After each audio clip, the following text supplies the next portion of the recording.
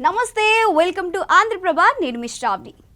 South సినీ ఇండస్ట్రీలో full popularity సంపాదించుకున్న హీరోయిన్లో రష్మిక మందన ఒకరు. అంతేకాదు, ఇండస్ట్రీలోనే హైయెస్ట్ రెమ్యునరేషన్ తీసుకునే హీరోయిన్లలో ఒకరు కూడా. చిత్ర పరిశ్రమలోకి అడుగుపెట్టిన అతి తక్కువ సమయంలోనే అందరినీ ఆకట్టుకుంది. కన్నడ, తెలుగు చిత్రాలలో కెరియర్ రాణించిన రష్మిక కొద్ది కాలంలోనే తమిళం, బాలీవుడ్లో భారీ విజయాన్ని సాధించింది.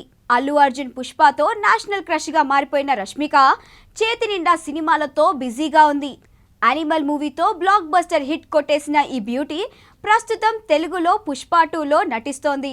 ఈ సినిమాతో పాటు రెయిన్బో, గర్ల్ ఫ్రెండ్ చిత్రాలలో కూడా యాక్ట్ చేస్తోంది. Back to back super hit చిత్రాలతో తనకంటూ ఓ ప్రత్యేక స్థానాన్ని సంపాదించుకున్న ఈ బ్యూటీకి నేషనల్ లెవెల్లో ఫ్యాన్స్ ఉన్న విషయం తెలిసిందే. యానిమల్ సినిమా కోసం రష్మిక భారీ మొత్తంలో రెమ్యునరేషన్ తీసుకుందని అప్పట్లో టాక్ వినిపించింది.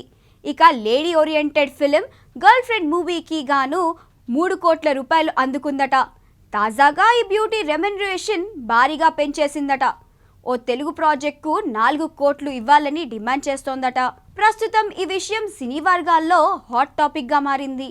అయితే హీరోయిన్లు ఇంత భారీ మొత్తాన్ని రెమ్యునరేషన్ డిమాండ్ చేస్తే టాలీవుడ్ ఫిలిం ఇండస్ట్రీ ఇబ్బందులు ఎదుర్కొంటుందని సినీ పండితులు చెప్తున్నారు.